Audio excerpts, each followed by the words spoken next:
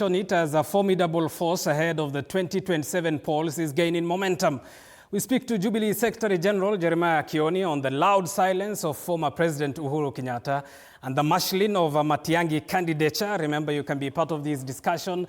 Send us a message on 22047. The hashtag to use is TV47 News. Jeremiah Kioni is with us in studio. Thank you very much for making time for us tonight on TV47. Asante sana. Thank you for inviting me once again.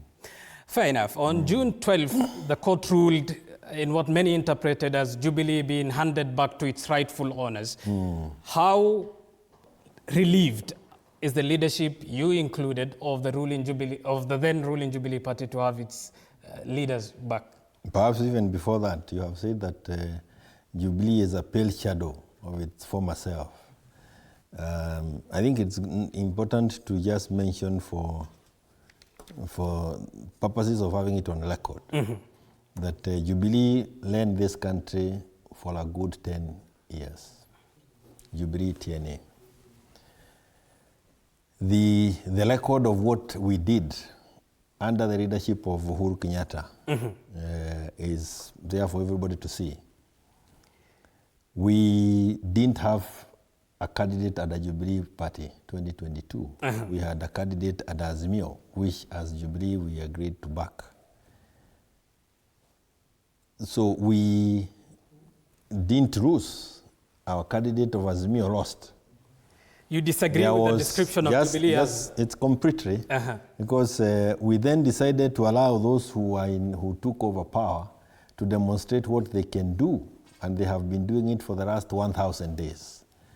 Again, it is not for us to judge, but every other Kenyan can tell whether when Jubilee was in power, we were better off then than now.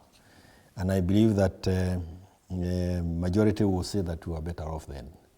So it's not accurate to say that we are a pale shadow. The thing is that we've not been in power for the last 2 years. It was only necessary and important to allow those who are in power to demonstrate that they could do it better than us. They have failed to do so, and that is why we have the whole country up in arms against those in power and saying, including the one term, it's time for people to go. Mheshimiwa, just on the question, before their time is over. Just on the question of which you disagree, whether Jubilee is a pale shadow of itself or not. Jubilee had 140 MPs in 2017. It had 24 senators, 25 women rep, 25 governors.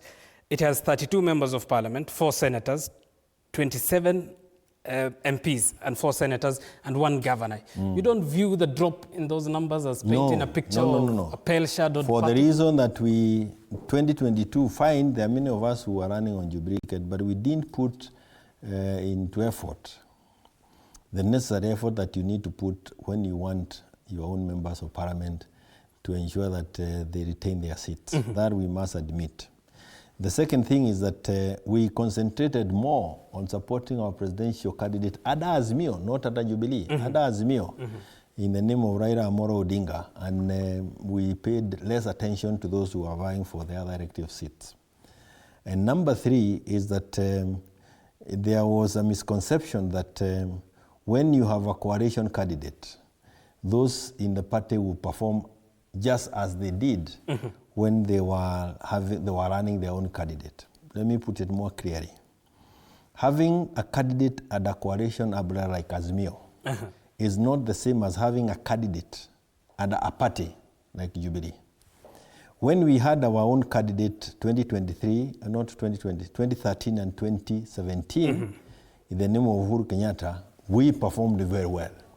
So it is in the culture and in the keeping of this country that when you have a presidential candidate in your own party, your party performs well. That is why UDA did well because they had William Ruto. And the ODM, even if Raila was running at Azimio, when he went back to his stronghold areas, he was more of an ODM candidate than an Azimio. Fair enough, you have put a defense. No, I am not even a defense. I'm trying to tell you, going forward, what will define how we do things. So when we say that we have a presidential candidate in the name of Matiag'i, that is what is making very many people uncomfortable. We will come to that. Because the ground that they thought we lost. We still have time. We will come to that. Where they thought we were a pale shadow, we will demonstrate to them that we are still the giant. We will come to that. How relieved is the leadership of the party, Uhuru Kenyatta including, to have his party back?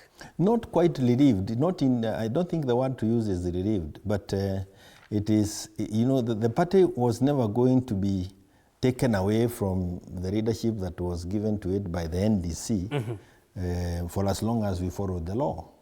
So it's not a relief in terms of we have won, but a relief in terms of we are now done with that phase, and we now need to concentrate on making, making the party what it should be, doing what we should have been doing the last 2 years. We have wasted 2 years in courts, while other people were out there building, strengthening their parties.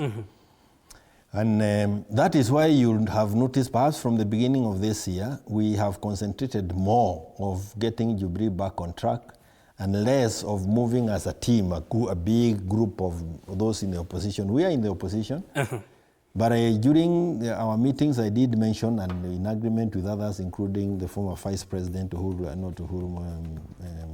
Stephen Kalonzo Musyoka, that it is important for each one of us to ensure that we strengthen our own parties, so that at the point at which we then come and sit and form a coalition, it is from a position of having worked for your party and seeing how the public have received your party. And just not the group, but the party. And just on the court ruling on the 12th of June, what happens to the faction that laid claim to the leadership of the party? Are you, as the Secretary General, welcoming them back? Open hands. Open hands. It was a misguided, misadvised thing to do. And when you see people just go astray, it's not useful to continue looking for ways of punishing them. Okay. I know there are many members of the party who are very unhappy with that statement, but it is not in the interest of Jubilee, and especially the leadership of Jubilee, to punish anybody. Wananchi wenyewe wanajua, wanaelewa. Sasa wale hawa wananchi si wale wana 1970. Fair enough, you're watching. Okay, fair enough, you're watching TV47 News. Time for us to take a short break. We will be back with this discussion. We still have news for you equally coming up after the break.